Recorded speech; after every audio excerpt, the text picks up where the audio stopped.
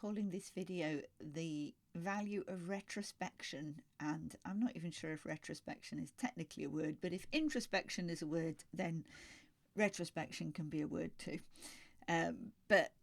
This is following on from the video I made yesterday about the coaching engagement that I've just finished with GDS. I was thinking about how I knew that it had gone well. And the reason I knew that it went well was because I held retrospectives at the end of the engagement. And not only did I hold retrospectives, but I also gave people questionnaires to fill in both at the beginning of the engagement, at the end of the engagement. So I'm explicitly encouraging people to give me feedback. And also I held retrospectives at the end of every single ensemble session. Some people call that mob programming. I would have a quick 5-minute retro at the end of every single one of those. So I am constantly giving people opportunities to talk about what we're doing, how we're doing it, and how well it's going, and whether or not we can improve it and what we could do to improve it. So in the retro that I held for each of the teams at the end of the coaching engagement, I asked them, if we did it all over again, how would we do it differently? How could we improve it? As well as obviously asking them to tell me about what had gone well.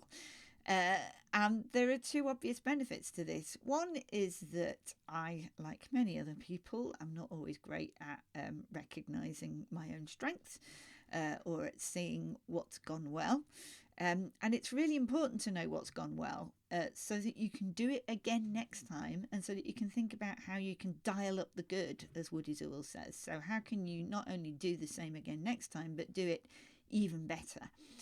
But it's also about being able to give yourself a bit of a pat on the back and know when you've done well, because I'm pretty sure I'm not the only one who has a tendency to not always be kind to myself and to criticise myself, do the kind of whole self-flagellation thing unnecessarily, and that helps nobody, because it doesn't help me if I can't believe that I'm doing a good job when I am. It doesn't help me to do a good job the next time. So it's really useful to know what I've done well so that I can continue it, but also so that I can have some self-belief, because self-belief is actually really useful. So I think that's it, really. I think that's all I wanted to say. It's a really good idea to keep asking people how things are going and giving people an opportunity to give you feedback.